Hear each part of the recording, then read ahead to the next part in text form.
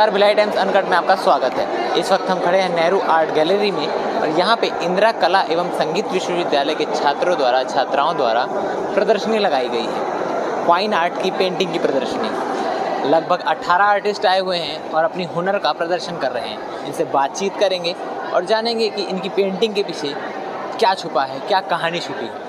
आपकी पेंटिंग्स लगी हुई, इसका थीम क्या है? मेरा पेंटिंग्स का टाइटल है मॉडर्नाइजेशन। मैं इसमें मॉडर्नाइजेशन दिखाने का कोशिश की हूँ।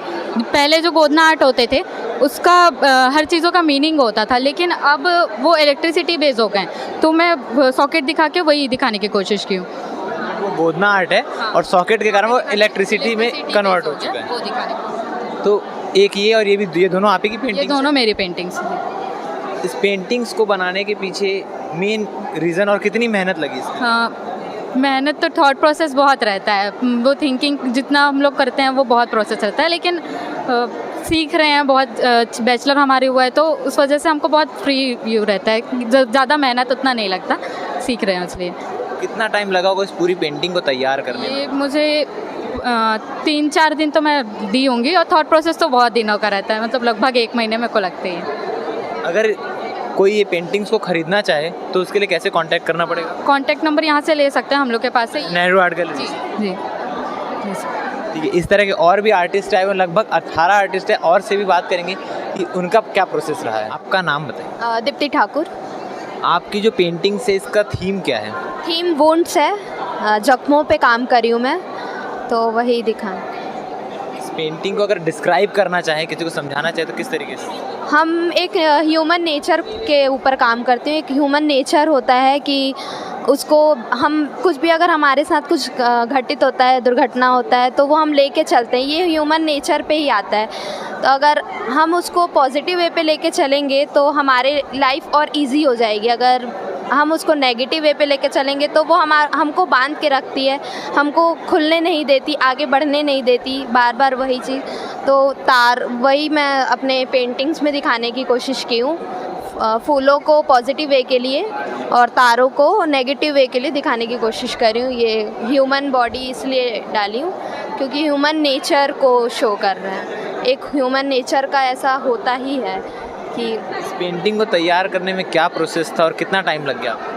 प्रोसेस टाइम लग जाता है, 4-5 दिन लग ही जाते हैं। अब उसको धीरे धीरे वर्क मतलब काम करते करते धीरे धीरे लेयर बाय लेयर चढ़ाते जाते हैं, उसके बाद ये निकल के आता है। एक दिन में नहीं हो पाता ये। इस पेंटिंग की कॉस्ट क्या होगी? कॉस्ट 50,000 से ज़्यादा ही। 50,000 से ज़्यादा आप लोग को बनाने में खर्चा है या फिर सेल करने का कॉस्ट? सेल करने का कॉस्ट। मैम, आपका नाम? मेरा नाम नेहल वैष्णव है। मैं मुंगेली से हूँ और अभी मेरा मास्टर फाइनल ईयर चल रहा है खैरागढ़ से। आप जो पेंटिंग बनाई है उसका थीम क्या है? किस थीम पे आपने काम? इसका टाइटल मैंने दिया है असंतुलन के मध्य जीवन। जो कोरोना के टाइम में जो चीज़ें हो रही थी, जो मेरी पेंटिंग होती है, वो जो मेरे आसपास चीज़ें चल रही होती है या जो चीज़ें मैं देख रही होती हूँ, उन चीज़ों को मैं अपनी पेंटिंग में क्रिएट करने की कोशिश करती हूँ। जैसे इस पेंटिंग में मैंने जो बाढ़ और जो सूखापन और जो टिड्डा अटैक हुआ था, उन सारी चीज़ों को इसमें मैं दिखाने की कोशिश की, जिससे किसानों को इफ़ेक्ट हुआ था, जो प्रॉब्लम फेस करना पड़ा था, वो चीज़ मैं इसमें दिखा रही हूँ। और वहीं जो गौरैया चिड़िया है वो कम होते जा रहा है, और वहीं उसके साथ ही साथ मैं किसानों को भी दिखा रही हूँ जो इन सब चीज़ों से उनको इन सब प्रॉब्लम को फेस करना पड़ता है, तो वो इसमें मैं दिखाने की कोशिश कर रही हूँ। इस थीम को बनाने के पीछे कितना टाइम लग गया आपको, इसके कॉन्सेप्ट के पीछे? हाँ, मैं ऐसे तो सोचने में 1-2 हफ्ते लगे थे मेरे को पहले लेआउट रेडी करने में, तो 4-5 हफ्ते तो लग गए थे पूरे पेंटिंग कंप्लीट करने में मेरे को। तो आपके 4-5 हफ्तों की मेहनत है ये। कॉस्ट क्या होगी? ज़्यादा ही। हाँ, पेंटिंग के कॉस्ट क्या होंगी? अभी तो फ़िलहाल मैंने ये सोचा नहीं है कि मैं कितने में अगर सेल हुआ तो करूँगी, डिसाइड नहीं की हूँ मैं। आपको कितना खर्चा आ गया था इस पेंटिंग को बनाने में, तैयार करने में? एक्चुअली हम लोग रोल लेते हैं कैनवास का, वो ही हम लोग का 1200, 1300, 1500 का होता है, और कलर्स तो होते ही है महंगे। हमारे एक ट्यूब 200 या 200 के आते हैं, तो बाकी आपकी मेहनत। बाकी हमारी मेहनत है। मैम, आपका नाम? निकिता नामदेव। निकिता नामदेव। आपकी जो आर्ट है इसको वैसे बोलेंगे पेंटिंग है या? ये पेंटिंग है। तो इसके पीछे क्या थीम क्या है, क्या सोच? ये मैंने जर्नी को लेके बनाया है। एक जो लाइफ की जर्नी होती है वो सब इंसान की यहाँ तक की जर्नी सेम होती है। वो हर एक इंसान अपने लाइफ में यहाँ तक फेस आउट करते ही हैं। पहले चौक पेंसिल फिर pen. Chalk pencil pen and then मैं इसमें अपने लाइफ को रिप्रेजेंट कर रही हूँ, तो यहाँ पे मैंने ब्रश ऐड किया है। और इसका मेन मोटिव यही है कि ये एक जर्नी दिखाना है कि हर कोई इससे कनेक्ट हो सके।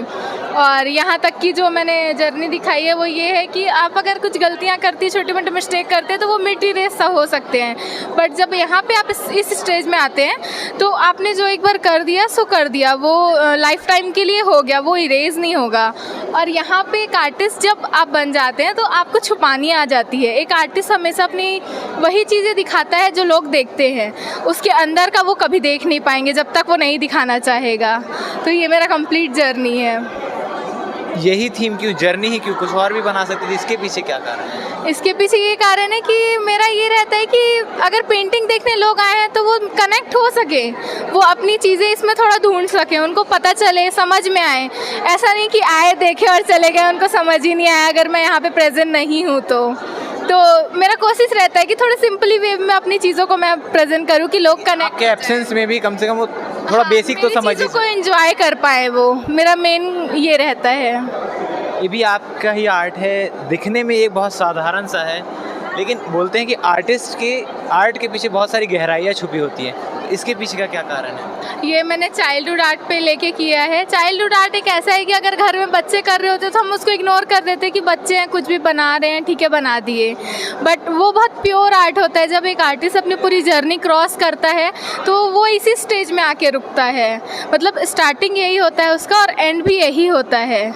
तो पूरी जर्नी हम केवल सीखने की कोशिश करते हैं, लेकिन एंड हमारा यही होता है, लोग उसको ध्यान नहीं देते हैं।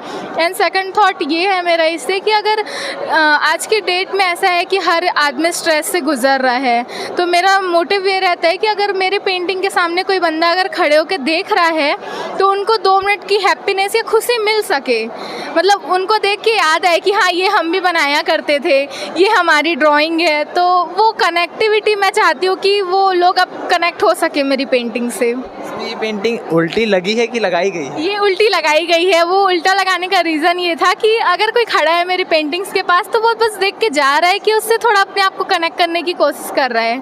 अगर कोई रुक के पकड़ लेता है कि हाँ ये उल्टी है, मतलब वो देख रहा है, समझने की कोशिश कर रहा है, समझने की कोशिश कर रहा है, वो अपनी चीज़ों को इसमें ढूंढने की कोशिश कर रहा है। बहुत ही खूबी तरीके से बचपन को दिखाया है, बचपन की पेंटिंग्स को दिखाया गया है।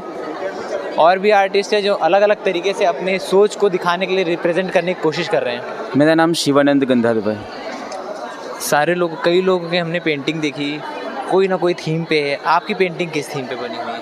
मैं एक्चुअली में एक्सप्रेशन पे अधिकतर पोर्ट्रेट वगैरह काम पे करता हूँ। एक्सप्रेशन होता है उनका और जो चेहरे की जो झलक है, जैसे इस पेंटिंग में इनके आँख से मैं बताने की कोशिश किया हूँ। आँख जो होती है, एक आँख होती है, उन आँखों से मतलब एक्सप्लेन करने की कोशिश किया हूँ। और एक पेंटिंग जो है ये वाटर कलर से, ये दोनों पेंटिंग मैं अधिकतर वाटर कलर पे ही काम करता हूँ और पोर्ट्रेट मुझे ज़्यादा पसंद है, तो अधिकतर उन्हीं चीज़ों पे काम करना पसंद करता हूँ। हमने भी जब फर्स्ट टाइम देखा पेंटिंग को, हम लोग को लगा कोई फ़ोटोज़ चिपका दिया है, इतनी क्लियरिटी थी आपकी पेंटिंग में।